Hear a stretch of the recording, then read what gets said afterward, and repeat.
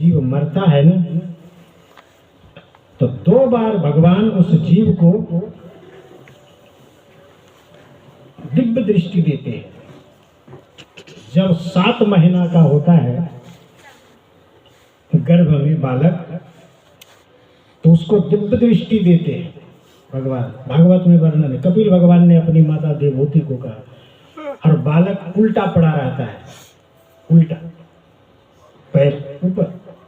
उस समय भगवान से प्रार्थना, भगवान देखता है सामने है, उस समय कहता है ना, हे भगवान गर्भवास में गर्भवास से जो वे छीनी रे बंधने हेठो मुंड होए पुरीते आगुने तखन जोड़ो हाथ करे श्री हरि स्मरिया प्रतिज्ञा करिया छिली एखनी आसिया धराई संसार मायाई सकल भूलिया गेली।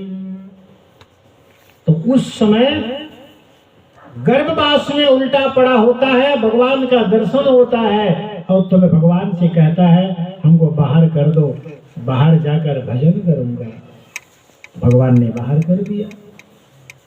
और वही अंतिम में एक बार और देते हैं, मरने से थोड़ा देर पहले, मरने से कुछ घंटा कुछ मिनट पहले उसको फिर एक बार दिव्य दृष्टि देते हैं।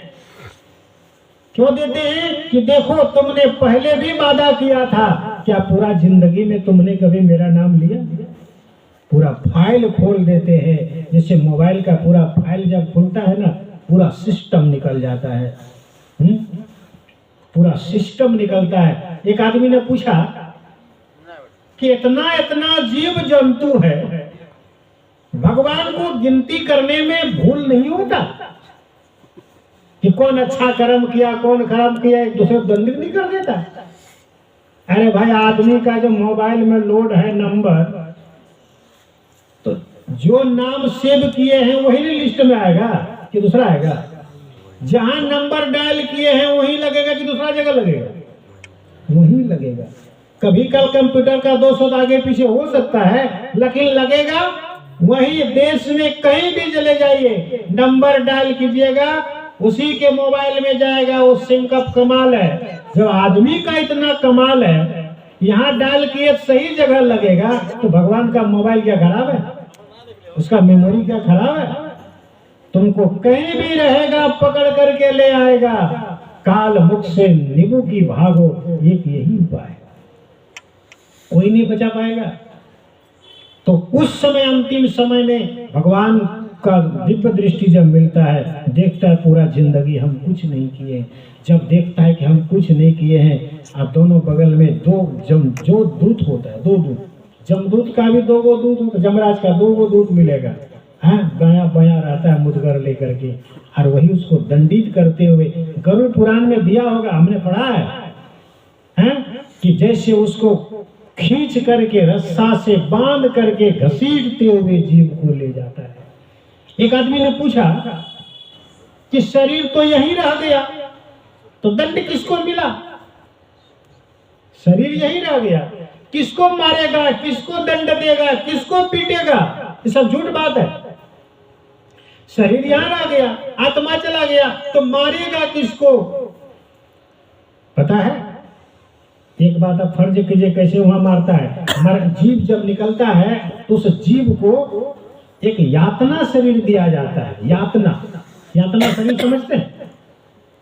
यातना शरीर कहते हैं, कैसे वहां मार लगता है आप देखिए। जैसे स्वप्ना का मार लगता है, कोई नहीं होता है फिर भी मार लगता है, कोई नहीं होता है फिर भी कष्ट होता है, उसी प्रकार मृत्यु के बाद जमराज का दंड होता है। देखने में कुछ नहीं है लेकिन मार लगेगा। हाँ, सपना में कोई नहीं है मारने वाला, लेकिन मार लगेगा। उसी प्रकार जमदूत जब मारता है तो वहां पर सामने कोई नहीं देखेगा, लेकिन अच्छा कब ले गया? कोई 99,000 योजन की दूरी पर 28 प्रकार के नरक है। जो जैसा कर्म करता है उसको वहां पर वही यातना शरीर के द्वारा उसको दंडित किया जाता है। भगवान कपिल कहते हैं, मां, उस जीव को कोई बचा नहीं सकता है। कैसे? कहा गया है, अगर बचना है तो गुरु सीढ़ी के उतरे शब्द बेहू ना होई, ताको काल घसीटी है, उसको काल घसीटेगा। अगर बचाने वाला है तुम्हारा कर्म ही बचाएगा। अब मनुष्य का जो काम है वो तो करेगा। अभी कहा ना, देखिए उनके संस्कार में था, सत्संगी तो थे ही पूरे, है तो इसीलिए शुभ कर्म करना चाहिए। दूसरे के बहकाव में आकर के गलत कदम नहीं उठाना चाहिए। ये पिंड दान, ये क्रियाकर्म सब विहित कर्म है, गलत नहीं है। ये पिंड दान करने से क्या फायदा होता है? पिंड दान कल होगा ना, पितर मिलान। तो ये क्या है?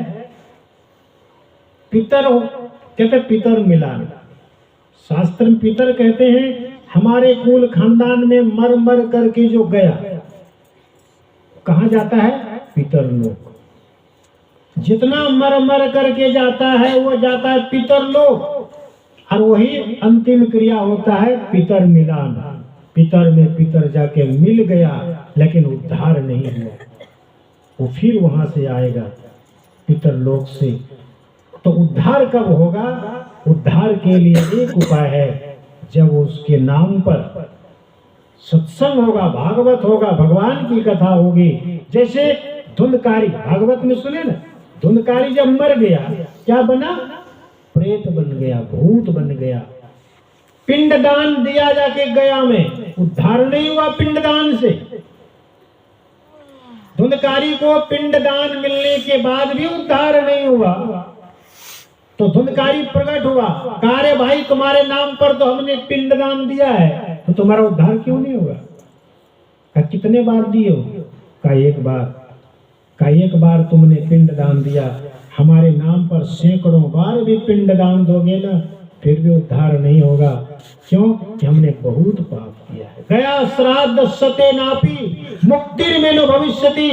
गया में सैकड़ों हजारों बार पिंडदान दोगे मेरे भाई, फिर भी मेरा उद्धार नहीं होगा। क्यों? क्योंकि हमने बहुत पाप किया है। तो उपाय कैसे है? मेरा उद्धार कैसे होगा?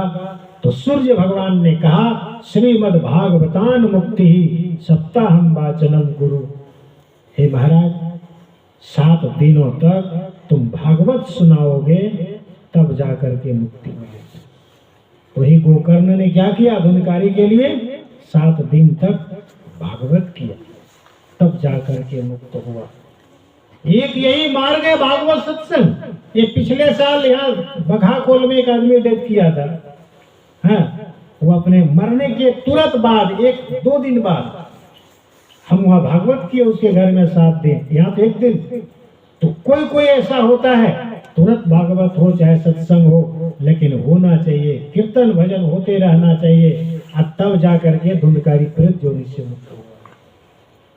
पिंडदान से, पिंडदान ठीक है, लेकिन पूर्ण उद्धार, सदगति, कल्याण सत्संग से ही होता है, दूसरा कोई उपाय नहीं है। इसीलिए जहाँ जहाँ सत्संगी लोग रहते हैं, सत्संग लोग जरूर कराते हैं, कराना चाहिए, यही गुरु कृपा है, हैं? और इसीलिए मरने के बाद कहता है, लेकिन मरने के बाद कोई नाम होता है? छठ माई सत्य है, दुर्गा माई सत्य है, गणेश भगवान सत्य है, बोलता है। क्या बोलता है? राम नाम। सबके पीछे एक ही बात बोला जाएगा, राम नाम सत्य है। नो दुर्गा सत्य है, नो काली सत्य है, नो और कोई सत्य है, क्योंकि ये सब देवता का नाम है। ये सब क्या है? देवता है, लेकिन मूल सबका आधार भगवान है। भगवान ही आपको बचाएगा कर्म से, कोई नहीं। देवी देवता नहीं बचा पाएगा। देवी देवता आपको जन्म मृत्यु के चक्र से नहीं छुड़ा सकता है। देवी देवता आपको सदगति नहीं दे सकता है। देवी देवता आपका जीवन में कल्याण नहीं कर सकता है। तो एकमात्र है भगवान का नाम, एक भगवान का नाम। तो ये देवी देवता क्या है? देवी देवता जो मांगिएगा सो मिलेगा। बेटा मांगिए, हाँ, धन मांगिए, विद्या मांगिए, बुद्धि मांगिए,